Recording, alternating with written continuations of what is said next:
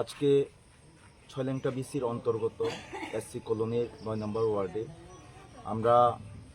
BJP দল থেকে ৩ পরিবারের টোটাল ৮ ভোটারকে তিপ্রামথা দলে সামিল করিয়েছি। ওনাদের একটি কথা যে দিকে দিকে আজকে বুবাগড়া জয় জয়কার হচ্ছে, বুবাগড়ার নেতৃত্বে উন্নয়নের ধারা আগামী দিনে বইতে যাবে এবং এই আশা রেখেই ওনারাও আজকে বিজেপি দল ছেড়ে তিপ্রামথাতে যোগদান করেছেন, যাতে ওনাদের এরিয়াতে আগামী দিনে বুবাগড়ার নেতৃত্বে তিপ্রামথার নেতৃত্বে যাতে উন্নয়নের ধারা বইতে পারে এবং শান্তি সম্প্রীতির বাতাবরণ যাতে বইতে পারে, এই কারণেই ওনারা আজকে তিপ্রামথাতে যোগদান করেছেন।